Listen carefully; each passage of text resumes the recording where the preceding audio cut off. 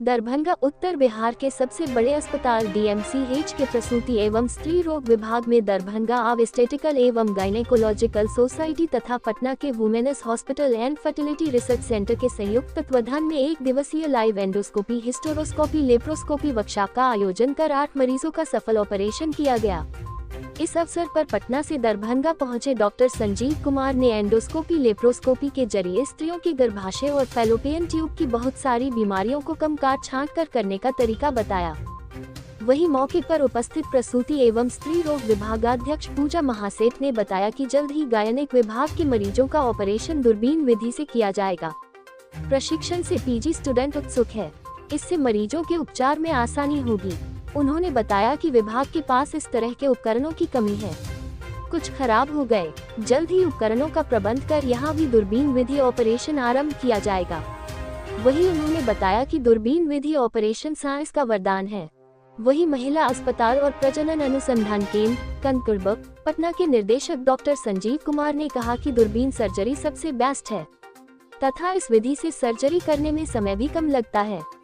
आने वाले दिनों में सभी प्रकार के ऑपरेशन इसी विधि से होगा, इसलिए चिकित्सकों को इसका ज्ञान होना बेहद आवश्यक है। एंडोस्कोपी से ऑपरेशन में मरीज जल्द स्वस्थ हो जाते हैं और ब्लड का लॉस भी बेहद कम होता है। मामूली सा छोटा छेद कर बच्चेदानी, शिष्ट, रसौली, लेप्रोस्कोपिक आदि का सफलपूर्वक ऑपरेशन किया जा सकता है। बताते चले कि गायनेक विभाग के ऑपरेशन ओटी से सीधा प्रसारण गायनेक विभाग के लेक्चर थिएटर में चल रहा था, जिसमें दरभंगा मेडिकल कॉलेज में गायनेक की पढ़ाई कर रहे स्टूडेंट्स हो रहे सर्जरी का सीधा प्रसारण देख रहे थे। साथ ही सर्जरी के दौरान आने वाले डाउट्स को स्टूडेंट्स के द्वारा लाइव पूछा जा रहा था, जिसका जवाब डॉक्टर संजीव कुमार ओटी से लाइव दे रहे थे। वहीं इस लाइव कार्यक्रम से स्टूडेंट्स के बीच काफी खुशी देखी गई। देखिए, अभी तो यहाँ पे इंस्ट्रूमेंट्स पहले से अवेलेबल हैं।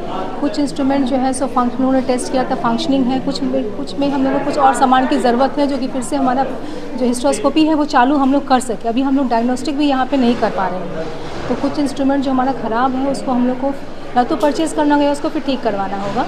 और आज बच्चों ने सीखा है, देखा है, तो अभी इस देखने के बाद ही जो है सो करने की इच्छा जागृत ज़्यादा होती है। इंस्ट्रूमेंट बहुत सारे अवेलेबल है, कुछ माइनर कुछ प्रॉब्लम्स जो है उसको हम लोग को अभी अब देखना है डिपार्टमेंट से, इसको रेक्टिफाई करके अब हम लोग उसको जल्द शुरू करने जा रहे हैं। गायनी इंडोस्कोपी की बात, उसमें 2 हिस्सा हुआ, एक हिस्टेरोस्कोपी है, दूसरा लेप्रोस्कोपी है। ये दोनों ही विधि महिलाओं में बच्चेदानी, अंडेदानी और ट्यूब संबंधी कोई भी बीमारी को लेकर के करते हैं हम लोग। जिसमें जो बच्चेदानी के अंदर दूरबीन डालते हैं तो उसको हिस्टेरोस्कोपी कहते हैं, जो पेट में दूरबीन डालते हैं उसको लेप्रोस्कोपी कहते हैं। तो आज की इरा में जैसे गॉल ब्लैडर निकलता है उसी तरह से दूरबीन से बच्चेदानी निकलती है, या अंडेदानी में कोई सिस्ट है तो वो भी दूरबीन से निकलती है। बच्चेदानी में कोई रसौली हो, बड़ी रसौली, और जिसको हम लोग फाइब्रॉइड कहते हैं, वो भी दूरबीन से निकलती है। मतलब पेट पे मामूली सा 5 mm या 10 mm, अगर ऐसे समझिए तो पेंसिल के मोटाई का छेद, जिसमें कि हैंडी प्लास साट करके मरीज को रिलीज कर दिया जाता है कि उसमें टाँके की भी कई बार ज़रूरत नहीं पड़ती, नहीं तो मैक्सिमम 1 टाँका लगता। तो ये मरीज के लिए एक तरह से कहा जाए तो गिफ्टेड सर्जरी है, वरदान है। ऑपरेशन अगर हो तो दूरबीन से ही हो।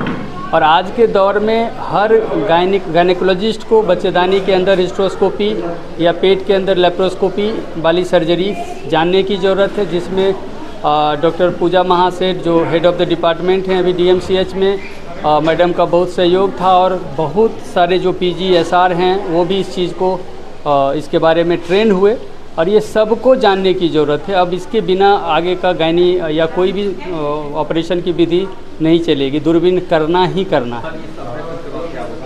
इसमें 2-3 फ़ायदे हैं। एक तो एक सामान्य ऑपरेशन का मतलब कि जैसे गाल ब्लैडर में है तो गाल ब्लैडर निकला, तो बच्चेदानी में दोष है या गोला है तो गोला निकला।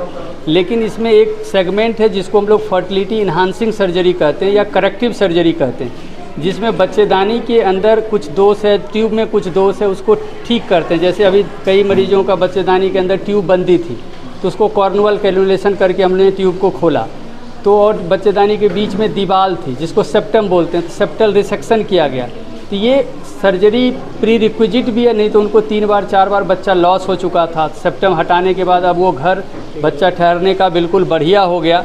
तो उसमें लोग आगे IVF के बिना भी बच्चा कर सकते हैं, क्योंकि अगर ट्यूब बंद रहता तो IVF के अलावा कोई दूसरा चारा नहीं था। अगर एक भी ट्यूब खुल गया दूरबीन से करने के बाद, और हमारा अपना जो एक्सपीरियंस है, अगर 100 लोगों को हम ट्यूब खोलने का प्रयास करते हैं बच्चेदानी या HSG में ट्यूब की बंदी को, तो 100 में 80 लोग का कम से कम ट्यूब खुलता है। ये बहुत बड़ी संख्या है।